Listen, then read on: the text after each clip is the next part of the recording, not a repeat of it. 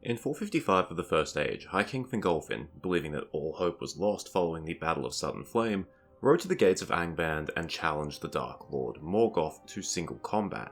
What followed was one of the greatest duels in the history of Middle-earth, and although Fingolfin was able to wound Morgoth 7 times, he eventually stumbled due to exhaustion, giving Morgoth enough time to pin him with his foot, crushing him to death.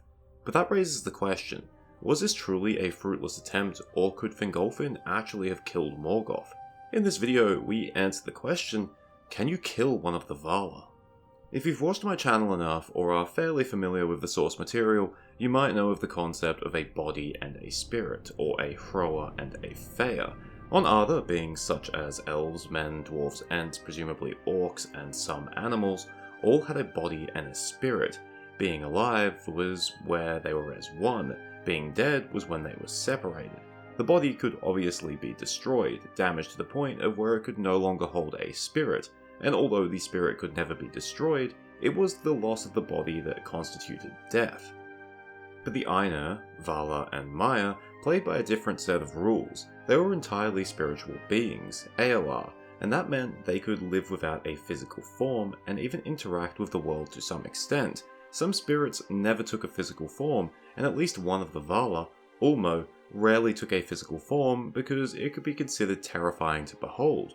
We're also told that in his days in Valinor, Olorin, Gandalf, would often sit without a form and simply observe the elves out of love. If you are an Eolar, a spiritual being, without a physical form, given that spirits cannot be destroyed, you realistically cannot be harmed, at least physically. But many of the Ainur did take physical forms. These forms were known as raiments or fana. Basically, they were clothes that the Ainur could take at will. These raiments were often a representation of the Eolar's gender, temperament, and role. For example, Manwë took on the form of a great king, and Vardar took on the form of a beautiful queen. In the case of the Istari, the 5 wizards, they came to Middle-earth in the form of wise old men, because they were supposed to be playing the roles of counselors and advisors. In saying that, an Ainur could take on whatever form they wanted. They could appear giant, small, or completely alien. Yavanna, for example, would sometimes just take the form of a tree. The reason the Ainur took on Fana was because it was easier to interact with physical beings and the physical world, such as elves and rarely men, when actually having a physical form.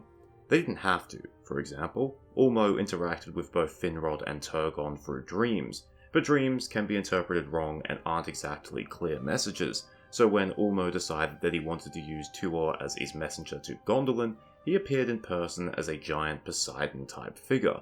There's not a lot of ways to misinterpret things or say no when a literal god arises from the ocean to confront you. Okay, so with all that I've just said, could you kill one of the Valar?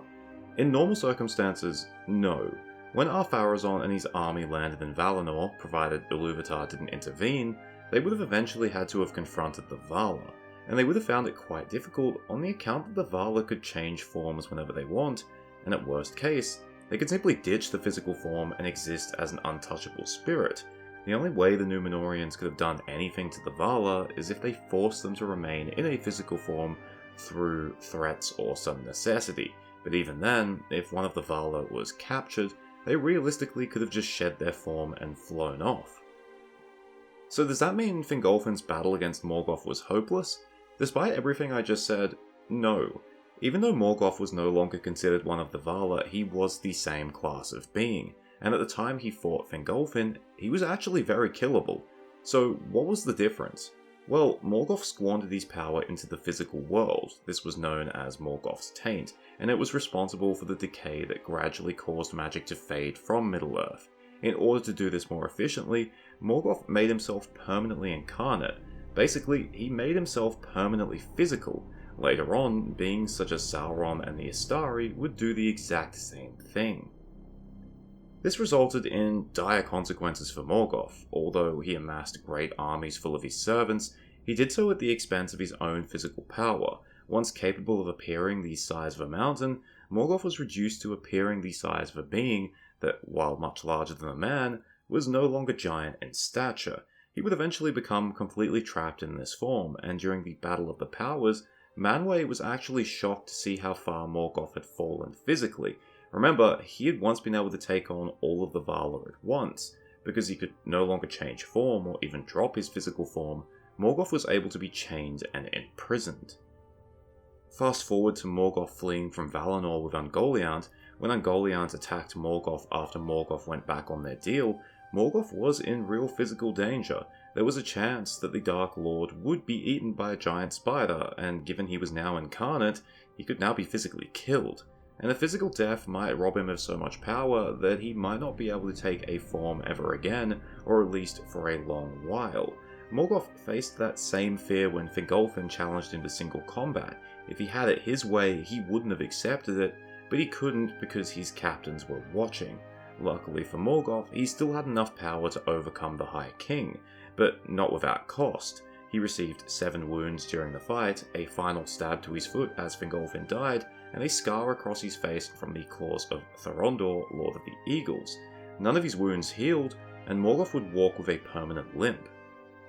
Oh, and if you're actually wondering how Morgoth was actually cast from the world after his defeat during the War of Wrath, we're told in Morgoth's Ring that Morgoth was actually executed. So yes, after everything that had happened, Morgoth was killed, and his powerless spirit was shut out from the world. According to what little Tolkien wrote of the Dagor Dagorrath, the final battle, Morgoth would somehow return to be defeated again, but we're not sure how this exactly would work. So, going back to the original question, can you kill one of the Valar? Yes, technically, but only if they make themselves killable. Firstly, they have to be in a physical form, which they can change or shed at will, but realistically, you're not going to have a chance against one of the Valar at full power. So secondly, you would need that Valar to either made themselves fully incarnate, or at the very least, you would need them to have expended a lot of their innate power in one way or another. So to put it bluntly, to kill one of the Valar, you would need that Valar to have made themselves killable, and that would only happen through a certain way, and only Morgoth was deranged enough to do that. This should make you realize just how bad of an idea it was for the Númenóreans to invade Valinor.